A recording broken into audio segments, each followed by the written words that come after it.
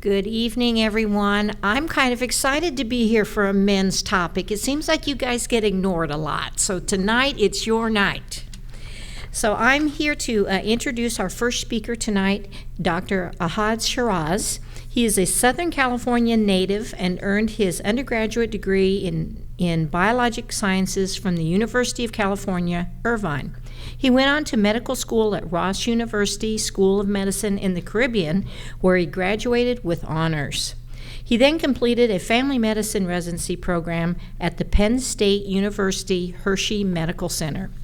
Dr. Shiraz is board certified in family medicine, and in addition to being an active member of the Academy of Family Physicians, he enjoys the full depth and breadth of practice involving including minor in-office procedures such as, but not limited to, laceration repair, incision and drainage, and joint injections. Dr. Shiraz also has experience in urgent care and enjoys keeping his skills up to date in that setting. He believes in a patient-centered and evidence-based approach to his practice. In his spare time, he enjoys spending time with his wife, cooking. He is an avid baseball fan, and he enjoys traveling. Welcome, Dr. Shiraz.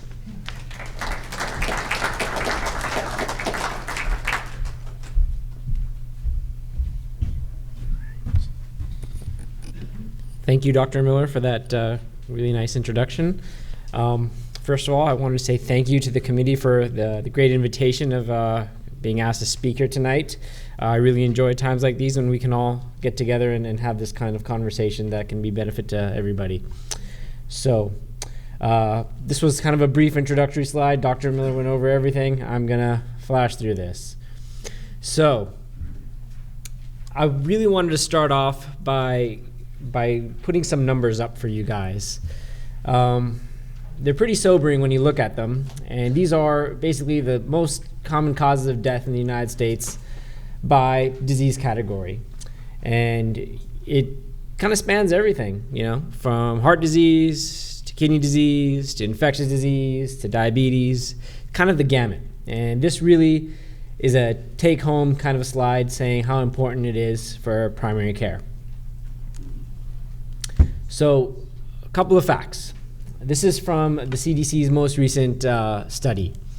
The rate of doctor visits for such reasons as annual examinations and preventative services was 100% higher for women than for men. Even excluding pregnancy-related visits, women were 33% more likely than men to visit a doctor. So basically, not only are men barely getting any kind of preventative services, but they're not even really going to the doctor when they're sick. We need to do something about that.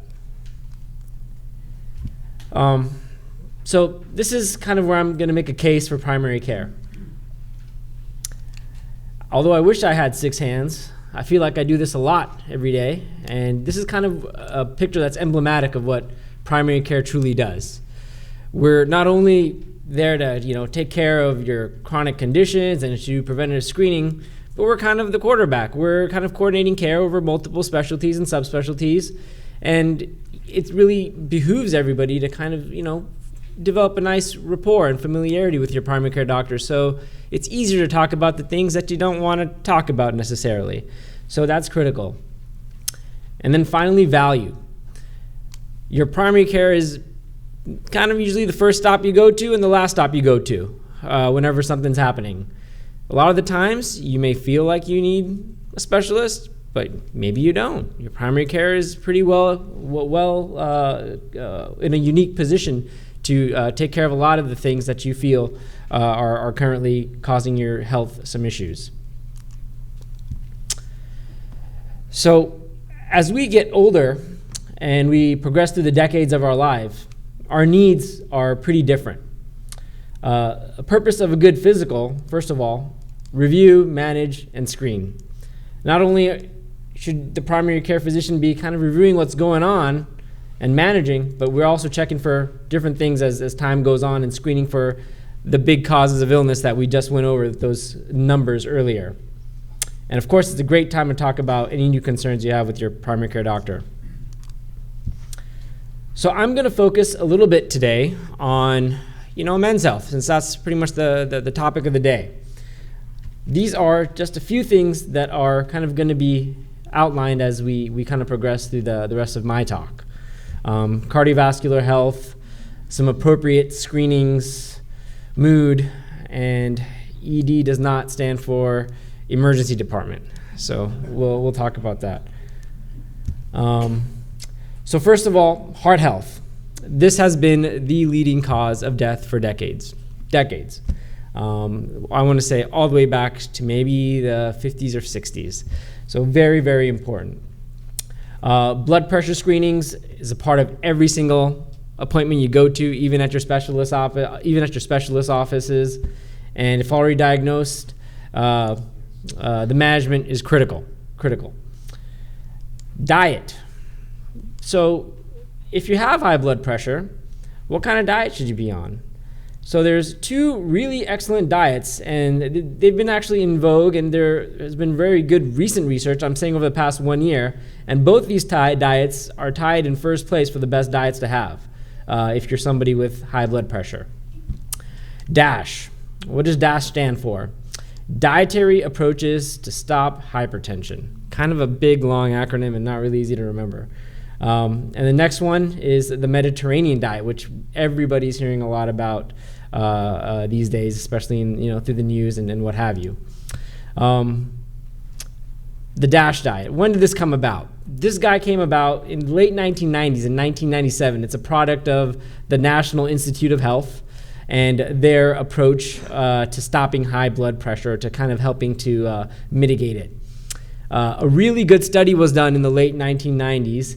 It involved around 400 people. They gave the same 400 people 3 different diets. First, they said, you know what? Why don't you go ahead and eat whatever you want to eat? They did that for a few weeks. Then they said, for the next 3 weeks, why don't you eat some more fruits and vegetables and lay off the regular, American diet? And then after that, they said, how about for the next 3 weeks, you do the fruits and vegetables and you do low-fat dairy and some lean protein, and then let's see how you do. So at the end of this study, the DASH study, which was in the 1990s, they didn't really see a change in the weight of these people. But what they did see was significant improvement in their blood pressure with the latter 2 diets. So very, very good, especially at curtailing blood pressure. Now the Mediterranean diet. This study, I have to say, was much more robust than the DASH study, and this is very recent. I think they had around 7,500 people participate in this study in Europe. It was called the PREDIMED study. Huge study. Very similar concept, except this time they took those 7,000 people, divided them into thirds, and told the first third, hey, why don't you just go ahead and try your best to do a low-fat diet as best as you can. They told the other folks, why don't you, do this Mediterranean diet with maybe a little bit of fruits and nuts. And they told the last group of people, why don't you do this Mediterranean diet with maybe a little bit of pure virgin olive oil on the side, kind of in little quantities, tablespoons, with your meals. And then the findings of this study were pretty staggering.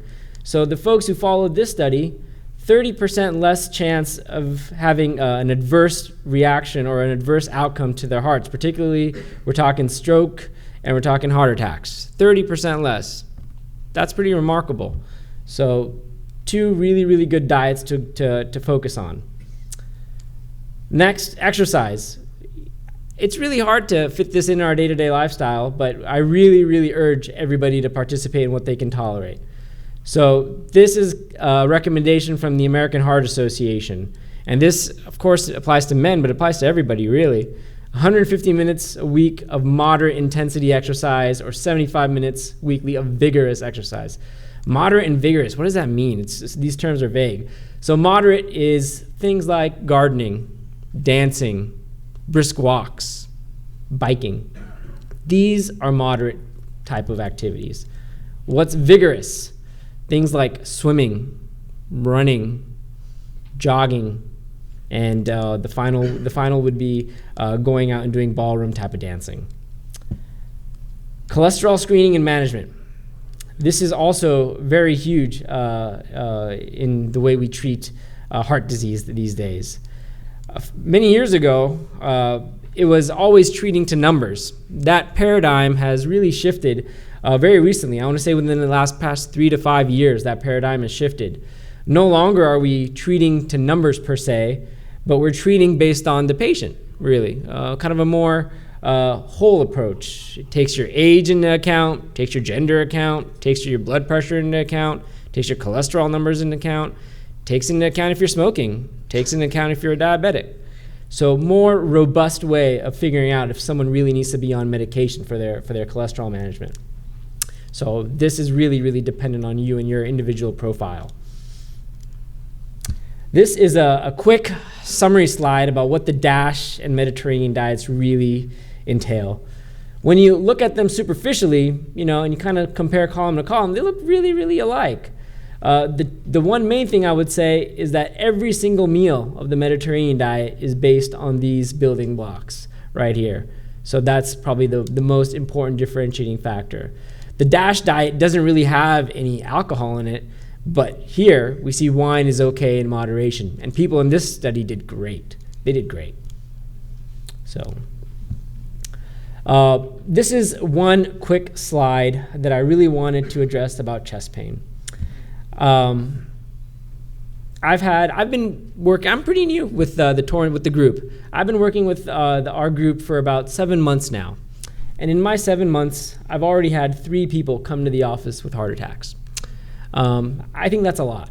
And most of the time, the story's the same.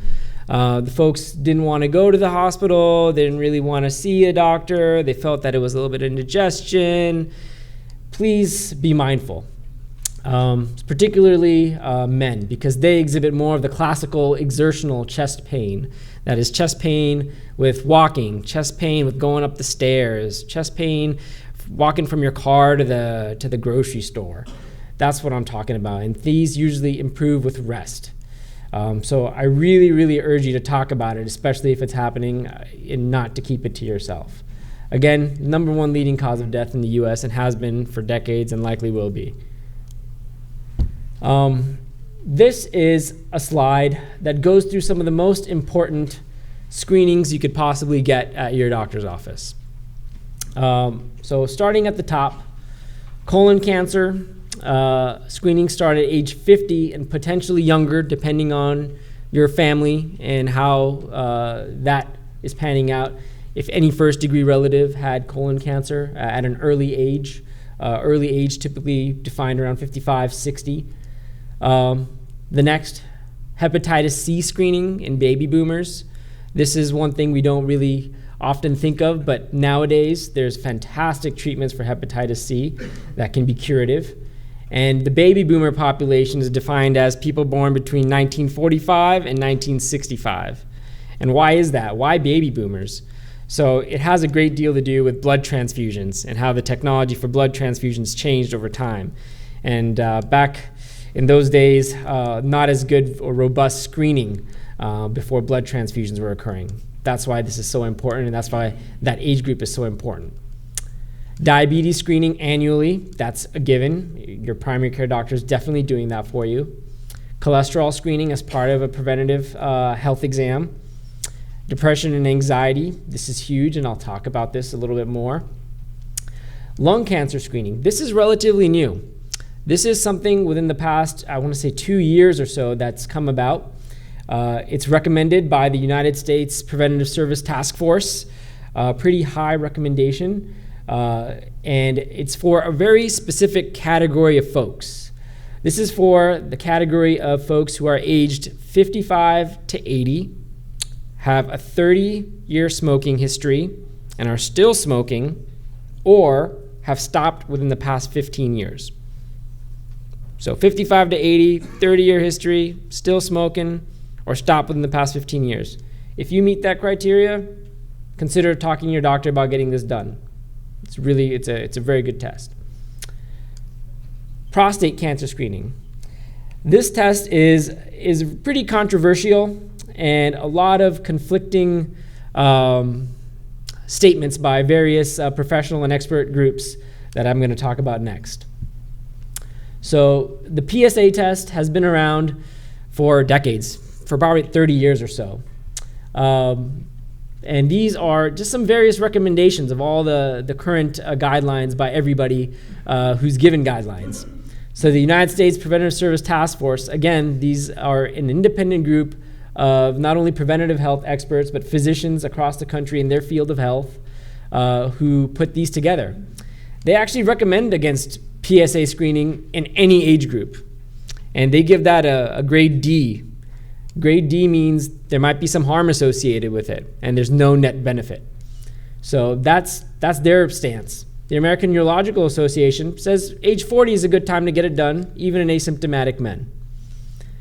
The American College of Preventive Medicine says it's an individualized decision, and around age 50 is a good time to do it if you want to do it.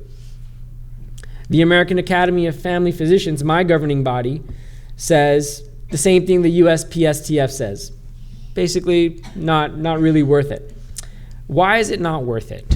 That's a question that has been back and forth for quite some time. The test is associated with a good amount of false positives. So a lot of the times, folks end up going for some invasive procedures and things that they didn't really need at the end of the day, and they have to go through it and deal with some possible side effects.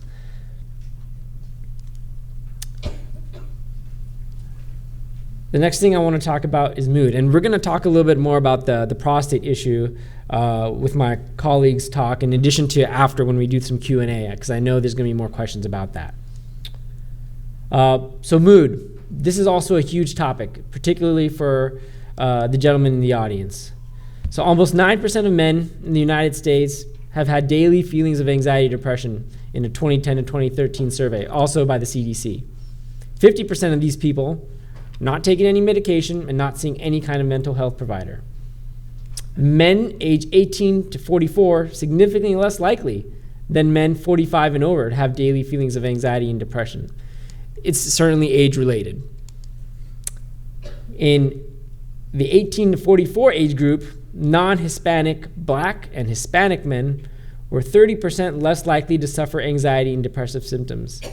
This basically insinuates that this is affecting disproportionately the Caucasian population a little bit more.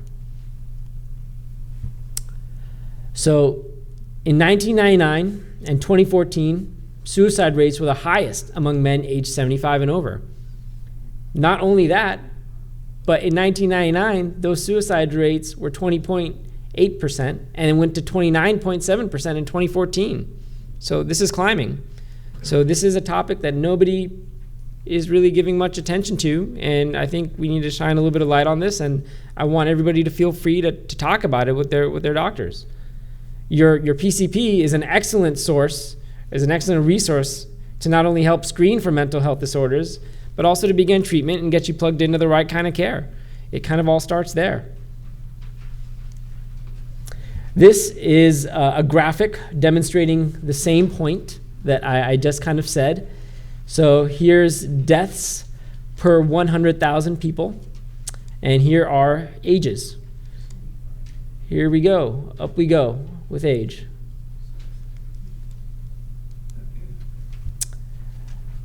Dementia. This is a very difficult and emotional topic to deal with. Typically when people come to my office or patients come to my office, it's usually in a family setting. Multiple people are coming because it's a very, very difficult and emotional topic to discuss. And this is where the rapport with your PCP comes into play tremendously when starting to have this really tough conversation. Just to kind of give some impact to this, by 2016, the number of adults 65 and over in the United States are expected to reach 98 million. That's a quarter of everybody in the country. That's pretty huge. 25% of everybody living in this country is going to be in that age group. Alzheimer's type dementia. Dementia is kind of an umbrella term. There's multiple different kinds of dementia, but Alzheimer's type particularly is the 6th leading cause of death among all adults and 5th leading cause for people 65 and up. Again, the case for primary care. Your PCP is in a role that very few of your doctors are in. and they are able to not only help screen for this, but to also facilitate care. So please do not hesitate to discuss this. A couple of things to watch out for, and it can be very subtle, but misplacing things, difficulty putting names to faces and faces to names, managing personal finances, getting around, getting lost to places you've been before millions of times. It's very difficult, but it can happen. And these are things to kind of be aware about, among others. And please raise this topic with your primary care provider if you haven't already. Finally, this is kind of the last topic I really wanted to discuss today, and that's erectile dysfunction. Not only is this topic really associated with a lot of anxiety among men and difficult to talk about, it can be detrimental to relationships, and it's really important to kind of bring it up. So ED is defined as difficulty with consistently being able to obtain or sustain an erection sufficient to engage in sexual intercourse. Again, very common. And there's many risk factors, ranging from sleep apnea, mood, testosterone deficiency, diabetes, stroke, heart disease. Usually, erectile dysfunction is kind of a harbinger for heart disease. And previous prostate surgery is a risk factor, smoking, obesity, and alcohol abuse. Something that we also have to keep in mind is our medications. A lot of times, medications are an easy fix, especially if it's a medication you've started lately. Blood pressure medications, even some stomach acid medications that are over the counter, antidepressants. These are among the most common medications that can contribute to this, the ED type symptoms. Again, please discuss your particular history in depth with your primary care provider so that the right workup can be pursued and treatment can be started if needed. Recent epidemiological studies show that about 10% of men aged 40 to 70 have severe or complete erectile dysfunction, defined as an inability to perform sexual intercourse at all. That's huge. 10% of all men over 40 to 70. That's a staggering number. And 25% of men in this category have moderate or some intermittent erectile difficulties. Another reason to really have this addressed and bring it up with your primary care doctor. So, summary, primary care visits are critical for health maintenance, management, chronic conditions, as well as screening. Think of your primary care doctor as your quarterback, your coach in health. They provide great value. And sometimes you won't need to see that specialist because your primary care doctor is in a position to help with many things. And it's more than okay to talk about issues that may cause personal anxiety or embarrassment. If we can't be honest with our primary care doctor, then who can we be honest with? And then, of course, find a PCP with whom you can really establish that rapport with, that relationship with, where these conversations, although difficult, are a little bit easier to have, and there's that level of trust. It's critical. That's it. Thank you so much.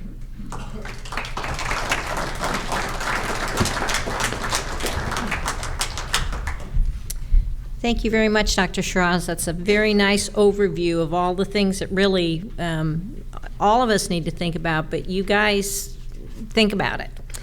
Our next speaker is Dr. Farhad Nazari. He is a urologist here in town. He received his medical degree with honors in 1994 and completed his residency in genitourinary surgery with an outstanding residency award in 2000. He subsequently went on to complete a mini fellowship training in laparoscopic, robotic, and minimally invasive urologic surgeries with one of the world-renowned experts in the field at UCI. Dr. Nazari has special training in laparoscopic, robotic, and minimally invasive urologic surgeries, female pelvic floor reconstructions for treatment of incontinence and pelvic floor prolapse, as well as training in male infertility and testicular sperm extraction to achieve a high rate of pregnancy.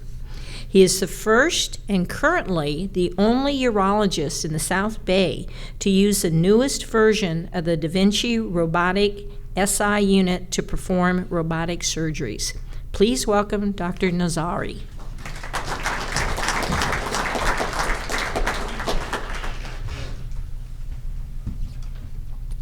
Thank you, Dr. Miller, for great presentation. I see a lot of women here, which is very refreshing. And the reason I say that, because I know men have a difficulty to come and see a doctor, so they're usually dragged by their wives and a spouse, which is very nice. So I'm going to shift the subject, and I want to thank Dr. Shiraz. Briefly touched on the prostate screening and erectile dysfunction. We'll shift the subject to prostate disease, and especially prostate enlargement, such a common condition. Now there are newer treatment in prostate disease, and in specifically enlarged prostate, which is called BPH, or benign prostatic hyperplasia. Then we're going to talk about how it's diagnosed and what are the treatment options, as if there are many of them and there are a bunch of new ones. This is a nice diagram of where the prostate is located, deep in the pelvis, surrounding the urethra, near the opening of the bladder or bladder neck, and as it gets larger, as you can see, it can pinch the urethra shut and make it difficult for man to urinate. Typically prostate is needed till you're done with paternity age. It lubricates the sperms and helps passage of the sperms. And once you're done with that, there's no real need for prostate. It grows till teenage age to normal size, and then plateau there, and then start increasing in size at age 50 and on. There are three most common prostate conditions which can be mistaken as far as symptoms and clinical presentation. Prostatitis, which is actually just a swollen and inflamed prostate resulting from prostate infection usually. Prostate cancer, which is the most common solid organ cancer in men, other than skin cancer. And then enlarged prostate. This tells us how significant is BPH is. At age 50, about 40% of men have BPH or enlarged prostate. Age 60, 70, and then by age 80, almost every man has a prostate enlargement or BPH, 90%, 9 out of 10.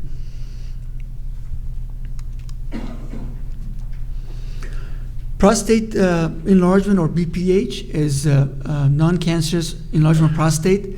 A lot of time I get asked, does BPH leads to prostate cancer? And the answer is no. They can coexist, but one does not cause the other one. And oftentimes they do coexist. And PSA can be elevated in both. So just checking the PSA won't differentiate the two. There are a few other tests that will screen for prostate cancer, and including the digital rectal examination that most men are feared of. But it's such an important exam to check for prostate cancer. This is the picture on this side. It shows the normal prostate. This is the normal and healthy looking bladder. This is when the prostate enlarges, and you see what we call bladder trabeculation, where the bladder thickens, the wall of the bladder thickens, and over time it loses its contractility, where it does not contract normally to push the urine out. and eventually becomes what we call end-stage bladder, where the bladder won't work. No matter what you do to your prostate, as far as reducing the size and opening this passage, because your bladder has failed, you won't be able to urinate normally. So it's important. This is a very important slide to let men know that you have to come for help and you have to come early enough. Any symptom change, you need to ask your physician to be examined and checked. This is another picture of a relatively normal bladder and prostate, and this is a large prostate with a trabeculated or end-stage bladder, where eventually you make pockets in the bladder and bladder stones and infection. And I've seen men that comes in late where the bladder stops working and the urine backs up to the kidneys, and they actually presents with kidney failure in the hospital. And most of them by that time is late to save their bladder. This is how things, this is a normal, again, prostate and bladder, urine flows out. This is the endoscopic view of the prostate when we put a camera through the urethra and check the urethra and prostate and bladder. This is our view of the prostate. This is nice and open. You see a dark space here. That's inside the bladder. That's a good, open prostate. This is beginning of the enlargement of prostate. You see the two lobes of what we call lateral lobes of the prostate. They're touching each other. This is the beginning, and this is advanced BPH, where the two lobes of the prostate are really pushing against each other and pinching the urethra almost completely shut. These are the typical symptoms of enlarged prostate: frequent urination, going to the bathroom frequently, sudden urge. You can sometimes wait to get to the bathroom. I have patients that they would wet themselves. They have accidents before they get to the bathroom. Difficulty starting your urination, hesitancy, weak stream, feeling of incomplete emptying. They have to go back again and stop and start, or interrupted stream. Any of these symptoms should give you a clue that there is something going on with your prostate and bladder.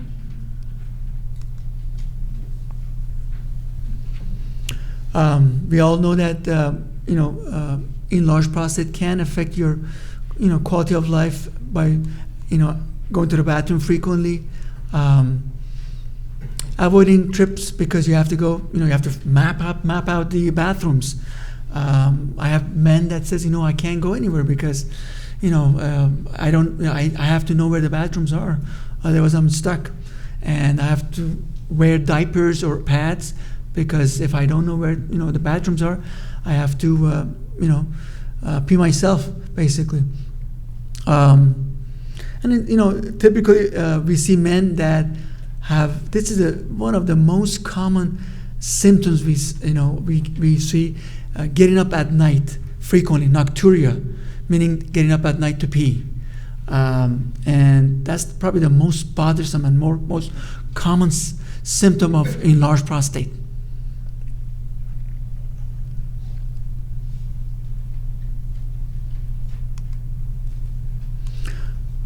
How do we diagnose enlarged prostate? First of all, getting a history, all the symptoms we described. We also do a bladder scan in the office to see how much retaining, how well the bladder empties. That's a very easy way of knowing, and a non-invasive way of knowing how much residual urine is left in the bladder after trying to empty your bladder. And typically, normal would be less than 100 cc, but at times, we see men that comes in with, 400 or 500 cc in their bladder, and actually they feel comfortable. They say, I have no problem, I have no issue, I'm comfortable, I don't have any urinary problems. But then we check their bladder with a scan, and we see 400 or 500 cc in their bladder, and that's a problem. We examine their prostate, digital rectal examination. and check for this, get an approximate size of the prostate, as well as mainly to check for the texture of the prostate, feel for nodules, masses, irregularities, asymmetry. This mainly tells us about if there's evidence of prostate cancer. And also we have them fill out a symptom score. We could use AUA symptom score or IPSS symptom score. There are different types of symptom score, but they're all about the same. And we used to think this is important, how much symptoms bothers a man. Now we know that it is important, but not as important as before, because we see so many men that comes to our office with no bothersome symptoms. They have symptoms, but not bothersome. But then we realize that they have problem. They have enlarged prostate to the point that they're retaining urine, and they get into a stage of end-stage bladder where their bladder is failing, basically. So nowadays we don't go by bothersome symptoms as much as before. These are other tests that we do in the office. These are all non-invasive office tests, flow test. There's a new test called pressure flow test, where we actually can identify those men that are hurting their bladder, that are putting pressure on their bladder or stress on their bladder, where their bladder may be failing soon. And that will tell us that if somebody has to be treated immediately, or versus they can wait and have delayed treatment. Transrectal ultrasound done to give us a more accurate way of sizing the prostate. Also, there are times that we can pick up lesions on the ultrasound, prostatic lesions, check for prostate cancer, although that's less important. And cystoscopy. This is the camera test, that we do sometimes to look inside to check to see how obstructive the prostate is, as well as the prostate shape, and to see the health of the bladder.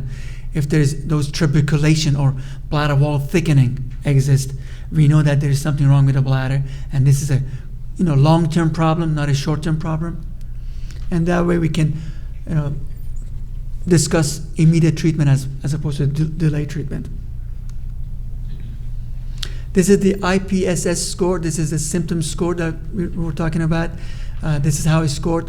0 to 7 is mild, 8 to 19 moderate, 20 to 35 severe symptoms. And this is also a quality of life score, 0 to 6. Typically, we see men that are in the middle category, moderate. These are the symptoms that are incorporated into the symptom score. These are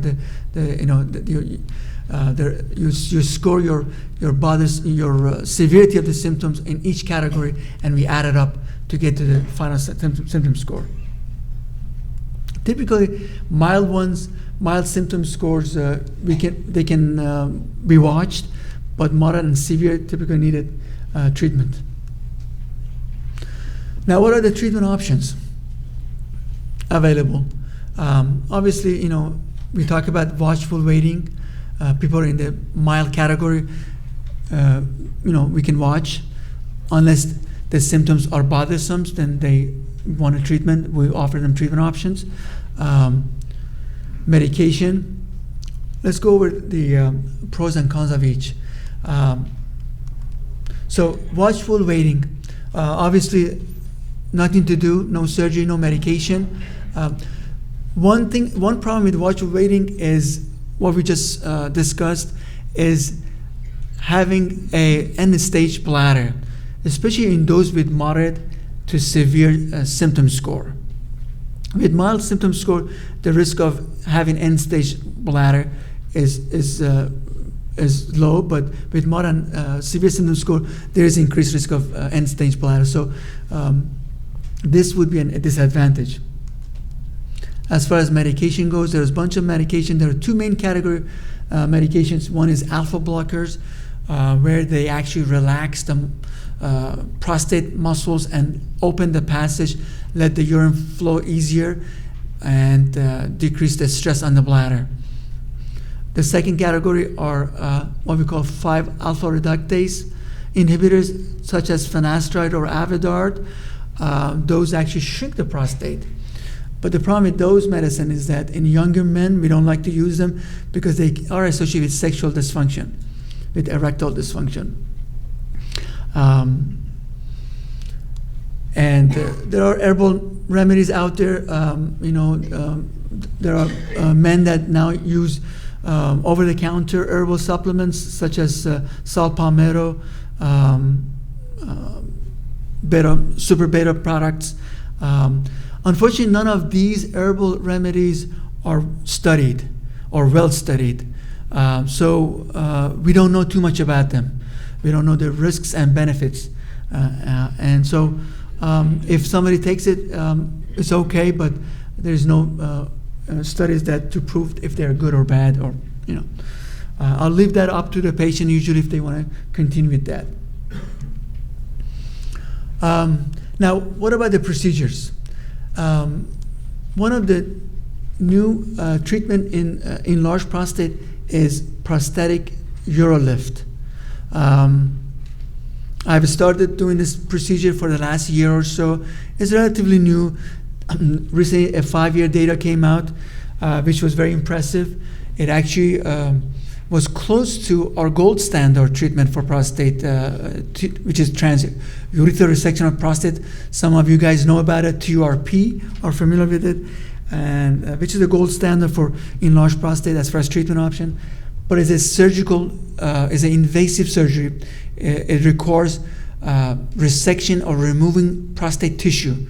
Therefore, it has some side effects such as bleeding, infection, as well as hospital stay overnight, and sometimes a little bit longer, as well as other side effects such as sexual dysfunction, erectile dysfunction, ejaculatory dysfunction. Dry ejaculation is a common side effect of transurethral resection of prostate. Therefore, the prosthetic urolift has become a very good alternative to transurethral resection of prostate. This procedure can be done in the office or general anesthesia. I typically do it in the office with oral sedation and local anesthesia. And most men can tolerate this procedure well. It takes about 20 to 30 minutes in the office. And it requires some antibiotics before and after, but typically has minimal discomfort afterward, minimal bleeding afterward, and there is some urgency. It takes about a week or two for the recovery from it, but the fact that you see a quick result, maybe in a few days, it's very impressive. And I've done the most, I think, in South Bay so far, and I'm very impressed with the results so far. This is how it's done using an endoscope, cystoscope. Again, going through the urethra. This is the prostate, and there is a delivery system at the tip of the instrument that delivers an implant to open the passage. This is on both sides, and you put number of implants in there, depends on the size of the prostate. In this particular prostate, there are 4 implants, 2 on each side, to open the passage. This is a stainless steel, and which is biocompatible, and there's no side effects has noted with these implants so far after 5-year data.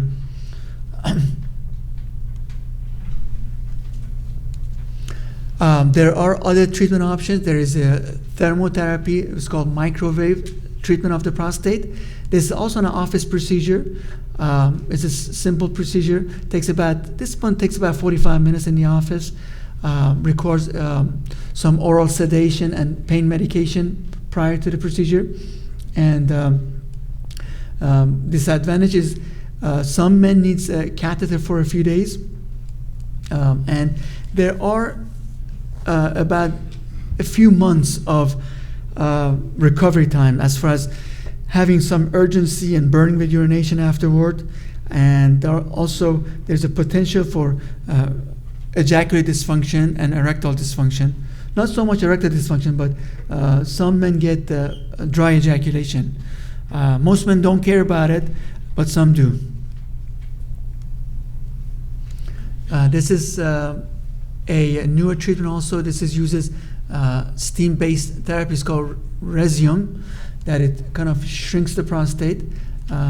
This is office procedure as well, and can be done under general anesthesia, and uses heat. We don't have long-term data on this treatment, so I won't discuss too much about it. Laser, and then lastly, laser and surgery. Laser can be used, different type of laser. Green light laser is the most popular one, where go into the urethra and vaporize the prostate, or it can enucleate the prostate and remove part of the prostate tissue. These both require general anesthesia. Outpatient procedure, laser procedure is outpatient. The transuterine resection prostate, like we mentioned, is overnight stay, but they are more invasive than the other ones. The laser procedure causes less sexual side effects, and the risk of erectile dysfunction is minimal. They do cause ejaculate dysfunction, dry ejaculation. The TURP or transuterine resection prostate is a more durable and longer term type of treatment. Again, involve more invasive and more side effects. These are the side effects: about 10% erectile issue, about 65, sometimes more, ejaculate dysfunction. Rate of incontinence is probably lower than 3%, maybe 1 to 3%. And stricture formation, which is narrowing of the urethra because of the instrumentation, is about 5 to 10%. This is how it's done. Go with the camera inside. These are all endoscopy again. Go in there and try to remove or shave part of the prostate, and create an open channel. And then this one creates some tissue, and the tissue is sent for biopsy. That's one of the advantages of transurethral resection of the prostate. So what next? Just like Dr. Shiraz mentioned in his elegant talk, you got to go talk to your doctor. Symptoms arise. You gotta be brave and seek medical attention. Don't wait for your spouse to push you, and go see the doctor. This is it.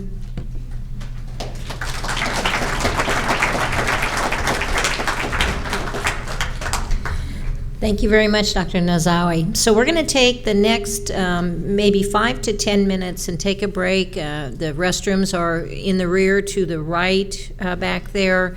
There's still some refreshments. Kind of stretch your legs a little bit. During this time, we'll collect all of the questions. So there'll be other members of the committee that are going to go around. They have the papers and the pencils. Write down your questions. They'll deliver them up here. We do it this way so that the taped recordings will have everything very well clearly recorded. When we try to talk from the audience, we don't always hear those things. And then after that, then we'll have everybody back. We'll do the question and answer period. So when I say 5 to 10 minutes, I know everybody's probably needs a bathroom break, so as soon as you can, go back, come back, and we'll try to get back to the question and answer. Right, we're going to go ahead and get started. I'll tell you, you guys have come up with some great questions. I'm anxious to get into this. So we're going to start with, I've got a couple of piles here, and I'm going to direct some to Dr. Shiraz, and then alternate back and forth, and we'll try to get through all of them. So we're going to start with Dr. Shiraz, and Dr. Nazari, please chime in on anything that you want to add, and vice versa. So the first question here, Dr. Shiraz, mango leaf, is there a benefit for diabetes? How do you prepare the leaf? And what is the best ED medications? And is there a herb for ED? That's a great question. So first of all, mango leaf, again, this is one of those medications that there's no studies on for diabetes. And thus I can't really recommend it, or I can't really say it's bad for you. And to be very honest with you, I'm very unfamiliar with its use and preparation, and I personally don't advocate for it, but only because it hasn't been studied and we don't know much about it. As far as ED medications and efficacy, I don't think Dr. Nozari can correct me if I'm mistaken, but I don't think there's been any head-to-head trials of ED medications for the purpose of ED as to which one is superior to the other. And you're right, and there is no studies head-to-head. Most ED medicines work very similarly. They basically open up the blood vessels to the penis and improve the blood flow and lead to erections. Oh, I'm sorry. So most ED medications work very similarly, where they open up the blood vessels and improve the blood flow to the penis and lead to erections. Some work, and they can work differently in different individuals. So the only way to know is just try it and see which one works best for you.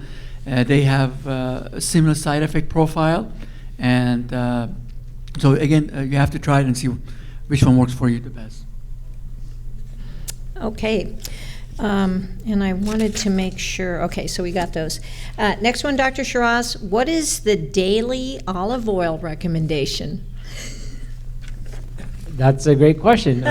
So I wish I read the whole study and it did not say how much they used. I was kind of taken aback by that.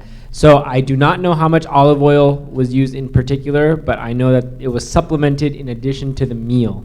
So it's not meals prepared in olive oil. It's basically extra virgin olive oil with your meal on the side. That's basically what it is. I have no idea how much it was. I wish I could tell you. So I'm going to do one more for Dr. Shiraz, and then we'll go to the other doctor here. So Dr. Shiraz, Medicare allows an annual wellness check. How does a patient qualify for an annual physical? So this is an insurance question, essentially, I feel. So I think if you are a Medicare patient, you get a senior annual wellness exam once a year, and that is essentially in place of a physical. I think you have to have supplemental insurance, or I think be a Medi patient in order to qualify for a physical as well, if I'm not mistaken. Okay, so Dr. Nawasari, how can you prevent prostate enlargement? And the second question, does frequent sex or less frequent sex cause cancer? Great questions. Well, unfortunately, you can't prevent prostate enlargement. Is part of getting old. I hate to say that. What you can do is, some studies have shown that low-fat diet and regular exercise may reduce the rate of prostate enlargement, but not very conclusive. So it's part of life. The second question, there were studies in the past that showed frequent ejaculation may reduce risk of prostate cancer, and other study came out and says the opposite results. So there's no conclusive evidence that number of ejaculation will increase or decrease risk of prostate cancer. All right. How do I increase the amount of my ejaculation? I am a 62-year-old. Another puzzling question. You can't. You can't increase your ejaculate volume. With age, ejaculate volume will decrease some. Testosterone has something to do with the ejaculate volume, and low testosterone has shown to lead to decrease in ejaculate. But there is no good way to change it. A personal question, if I've heard that with Flomax, that medicine can decrease ejaculation. Is that accurate, or is that just a hearsay? No, it is accurate. About 70% of men on Any type of alpha blockers is a category of medication that relaxes the bladder neck, and that's how Flomax, for example, works. It relaxes the opening of the bladder, so it opens up the passage so you can pee easier. At the same time, it makes it too relaxed, so when you ejaculate, instead of the ejaculate comes out, it goes back to the bladder. And when you pee, you pee out the ejaculate, which is not a big deal, not harmful. But that's how it causes, dry ejaculation, Dr. Miller. Okay. All right, so Dr. Shiraz, if chest pain is very fleeting, less than 10 seconds, is a doctor visit really necessary? That's a very good question. Again, if it's exertional pain that improves with rest, that's angina. That's angina. If you're having chest pain and it's sitting, not moving at rest, chest pain that's non-exertional but at rest, that's unstable angina, or also known as acute coronary syndrome, aka potentially heart attack. So these are reasons why it should be taken seriously, even if it's for a few seconds, even if it's happening once every 2 weeks, even if it's happening once a month. Still important to at least go talk to your doctor about it, to at least get some kind of baseline EKG done to see what's going on. Important. And I'll just chime in as another fellow family physician. I don't know what it is. Sometimes women will over-dramatize their symptoms. Men tend to go the other way. And you want to catch this when you're having mild symptoms. If you wait until it's the big symptoms and you're headed to the ER and the ambulance, you probably waited too long. So don't ignore the smaller ones. All right, Dr. Shiraz, for Hep C screening, do you only get it once? The current recommendation is one-time, lifetime Hep C screening for everybody aged 19, born within the years of 1945 to 1965. It's a one-and-done thing. Okay. Yes. These next two questions I'll throw out to both gentlemen. First one, it seems like not all insurance covers ED. Is there a reason for this? Second question, what can cause blood in the semen? Yeah, I mean, ED unfortunately is not well covered by most insurance. I don't know if you had the same experience, so unfortunate that. And as far as blood in the semen, the most common reason for blood in the semen is prostate infection or prostate inflammation, and most commonly is a benign condition. I know it scares a lot of men. I see them in the office and they think they have prostate cancer, but prostate cancer actually is not a main reason to see blood in the semen unless it's very advanced. So it's usually a benign condition. It's usually self-limiting, and sometimes we give antibiotics for prostate infection, and that take care of it. Okay. Dr. Nazawi, since the experts no longer tend to use PSA to identify the presence of prostate cancer, what other techniques have replaced that? Well, I don't know who you're talking about, experts. As a urologist in our field, we still recommend PSA. We think PSA is still a good tool, not a great tool, but a good tool. And one of the things that we have. And we still think that PSA should be done starting age 50, with a discussion with the man, pros and cons, and if you're having family history of prostate cancer or African American, then it should start at age 40. And believe it or not, since the task force statement that came several years ago, in my experience and other urologist experience, we have seen more advanced prostate cancer, more non-curable prostate cancer.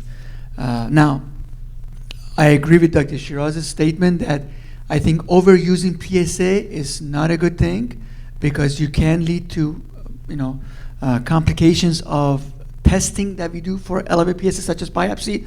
However, PSA in patients that are indicated, typically younger patients that have at least 10 to 15 years life expectancy and relatively healthy are indicated. And we still believe in PSA. Now, there are other technology available. Prostate MRI, multi-parametric prostate MRI is a tool now we have to identify significant prostate cancer without, before we do the biopsy. It's still not a gold standard, but it's informative. If somebody doesn't want to postpone the biopsy, that would be something to ask your doctor to perform or to obtain a prostate MRI. All right, so Dr. Nazawi, I'm going to give you a kind of a two-part question just specifically on the PSA test.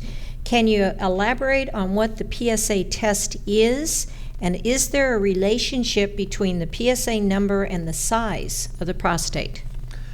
PSA stands for prostatic specific antigen. It's a protein produced by prostate gland. And anything that stimulates prostate gland, it can elevate the PSA, such as benign disease, enlarged prostate by itself, infection of prostate, inflammation of prostate. As far as, what was the second question? I'm sorry. Is there a relationship between the PSA number and the size of the prostate?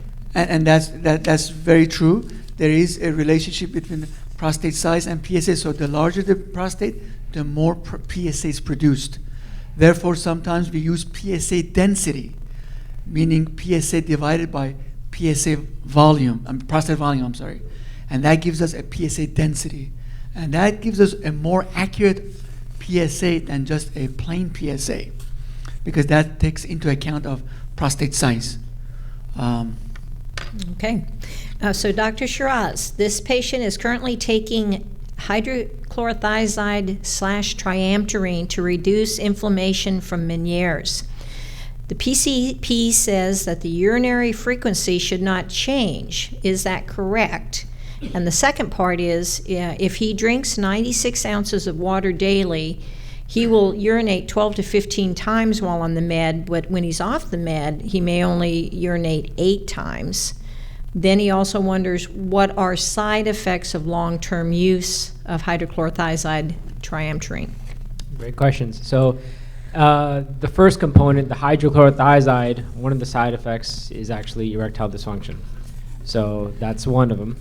The second is, some fatigue, some dizziness, some lightheadedness, maybe a little bit of abdominal discomfort. Those are the most common symptoms of hydrochlorothiazide. Also, it can predispose you to, if you have gout, it can kind of cause a gout flare if you're on a thiazide type diuretic. The first part of the question, which I think was, is this medication causing you to urinate? Well, the HCTZ and triamterene both are basically 2 diuretics in 1 tablet. And the fact that you're going more frequently, I think, is a component of that. It's hard to say if that's all that's causing it, but given the correlation that you're saying, it sounds like it's probably what's causing your current symptoms of having to urinate more. It could be HCTZ and the triamterene together could be causing more volume of urine, but also making you go more frequently. That's not, the medication's a diuretic. It makes you go to the bathroom. That's how the medication's designed to work. Okay, what can you suggest to counter the effects of medications that you've taken for years that have contributed to ED? It's a very, very difficult question.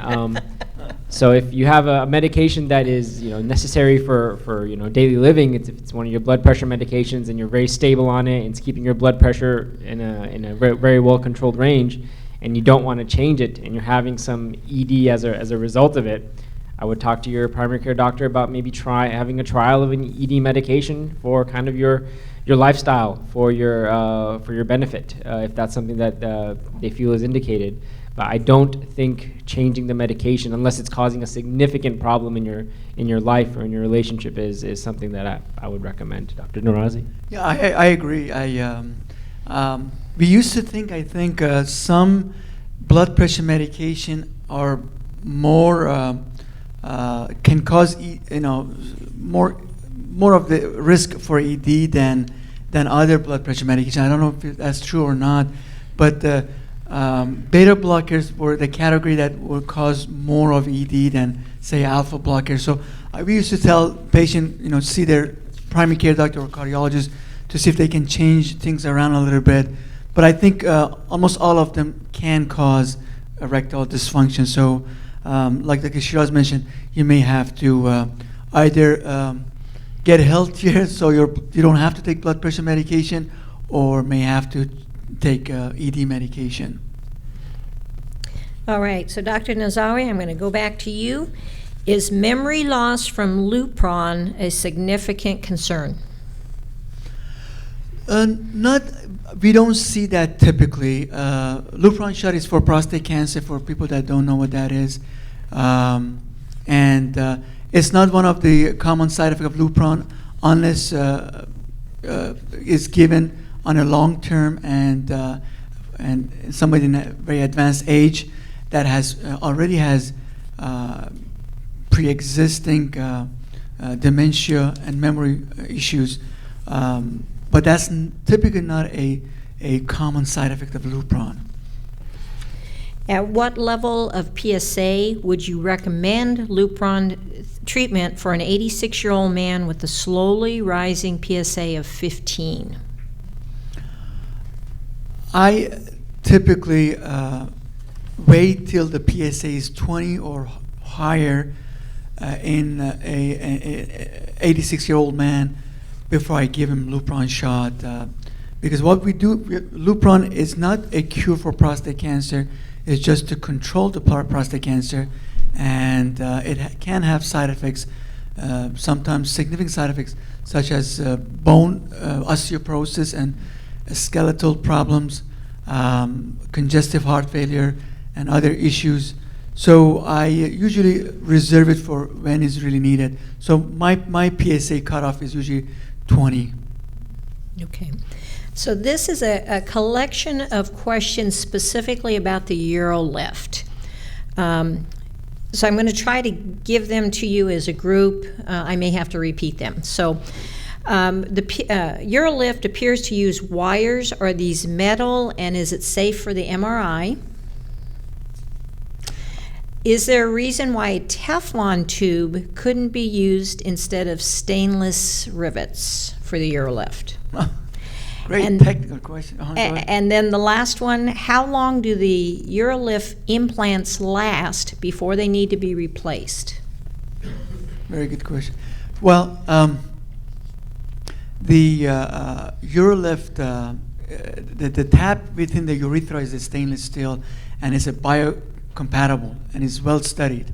It's used in cardiac valves. So that's probably the reason they invented the UroLift with that type of stainless steel.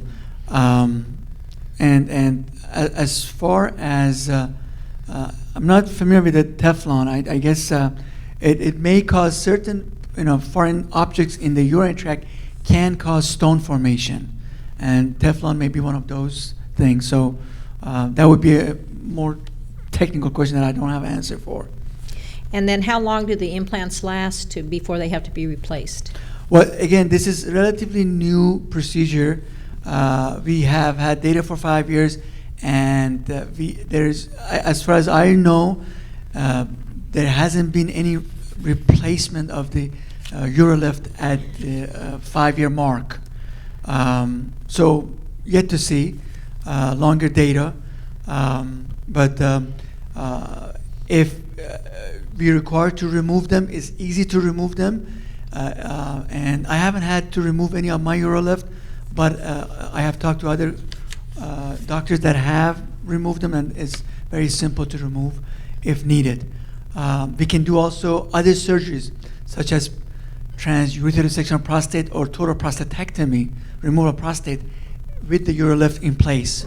MRI is not an issue for UroLift, so it's okay to have the UroLift, and you're not going to beep with or have any issues with MRI. Okay, so Dr. Shiraz, you're up next. I recently read that statins reduce cholesterol but do little for overall longevity. Also, they prevent muscle building and can cause leg muscle soreness. So if you'll just kind of comment on statins. So the whole reason why statins are prescribed a little bit more widely than they were before is because of something called your ASCVD risk score. That's your atherosclerotic coronary artery disease score. And the whole purpose of it is to prevent bad outcomes, such as heart attacks or strokes and buildup of plaques within your arteries. Although there may be no mortality benefit, there is the benefit of having to reduce those incidences from occurring. So that's the point of the medication. So if you don't have the heart attack to begin with, that's what we're getting to. And as far as side effects of the medication, very mild and very well tolerated medication. Millions of people are taking this across the country. The most common one that people complain of, one is the muscle soreness or muscle achiness. It's pretty common. It's not life-threatening by any means. What I do typically when that happens is we'll try another statin, or we'll cut the dose down to a point where the patient can tolerate it. And that by itself is very mild and usually gets better as well. So I'm not very, that's not a very worrisome side effect. All right, next, will you talk about testosterone and the relationship with BPH or prostate cancer? So testosterone can lead to both BPH and prostate cancer. Risk of testosterone causing BPH and prostate cancer is very minimal, very small. So if there is no history of prostate cancer, I tell my patient that it's very safe to have testosterone replacement therapy. I do we do recommend checking their prostate every 6 months with a PSA and annually doing a digital rectal examination just to make sure there is no problem. But risk of BPH and prostate cancer is very small with testosterone replacement therapy. All right, Dr. Shiraz, what is the upper age limit for colon cancer screenings and why I'm in my upper 80s and cannot get one for many years? If you're in your upper 80s, you're out. You should be done with getting screening colonoscopies. With that said, the caveat is that you've had normal colonoscopies leading into that, your upper 80s. If you're somebody who's had polyps throughout your life, every time you've had a colonoscopy, and the kind of polyps also matters, that's probably why your gastroenterologist is pursuing it. But if you're somebody who's only had normal colonoscopies throughout your life, 80 is about the age where you would stop getting it done. All right, Dr. Nazawi, during a colonoscopy, does the doctor look at the prostate? That's a great question that I get often. And it amazes me that, patient comes to see me and says, I tell him I need to examine prostate. He says, no, my prostate was examined by Dr. So-and-so. He did a colonoscopy on me on the other day. And that's not true. You cannot look at the prostate and examine prostate for prostate enlargement or prostate cancer. So you need a digital rectal examination to check for that. Now, if the doctor did the digital rectal examination, that's sufficient, but just looking is not. And I'm going to put a word in, and Dr. Nazawi and Dr. Shiraz, you can disagree with me if you want. Everything that we do, the more we do it, the better off we get. So as a family physician female, I don't do as many probably rectal exams as Dr. Shiraz does. So if you wanted to bet on who's going to do a better exam, it's probably going to be Dr. Shiraz, and Dr. Nazawi is going to beat us all. So if you have a gastroenterologist that very rarely does rectal exams, he may not be your best guy. So it's just something to think about. And please comment, gentlemen. No, I completely agree. I agree. It's my N is of maybe 1,000. Dr. Nozari's end is probably a 5 million or something. So of course he's probably, you know, done way more than I have. So I totally agree with that. I agree with that too. Okay. Okay, so Dr. Nazawi, 2 questions about the bladder, and I think they're a little different, so I'm going to separate them. How is hypertrophic bladder diagnosed? Cystoscopy is the best way of diagnosing hypertrophic bladder. Just like the picture I showed, you just have to look at the lining of the bladder to figure it out. So that would be the best thing. You could, by symptoms, you could get some idea, but sometimes we can actually do an ultrasound of the bladder and get the thickness of the bladder. We can measure the thickness of the bladder. The CT scan also can be done sometimes to measure the thickness of the bladder. But the best way to check for the health of the bladder is probably cystoscopy. All right, then the follow-up question on that is bladder deterioration. How often is this the result of the enlarged prostate, and is there a certain percentage occurrence by age? I would say majority is caused by enlarged prostate and bladder outlet obstruction, probably over 90%. Now, there are conditions that there are neurogenic bladders that are trabeculated at a young age, and that's our unique conditions, but they are rare. So I would say probably majority are BPH or prostate related. And I think this is a great question because we really haven't talked about radiation tonight. If you've had prostate cancer, what are the advantages and disadvantages of surgery versus radiation? Well, there are indications for both. There surgery typically recommended in younger, healthier men that have at least 15 to 20 years life expectancy, and they have higher grade cancer. They're more aggressive cancer. Radiation are more indicated in men that are older or cannot tolerate surgery and have a lower grade or more favorable cancer. Those are the main reasons. So I want to thank you, gentlemen. These are some great, great questions tonight. I'm sure everybody that watches the show is going to be appreciative of that. I'd like to have us give a warm thank you to our panel.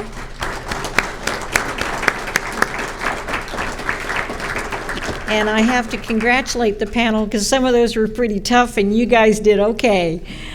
Just as a last reminder for the people that are missing pages in your Miracle of Living handout, would you comment on that on the evaluation form?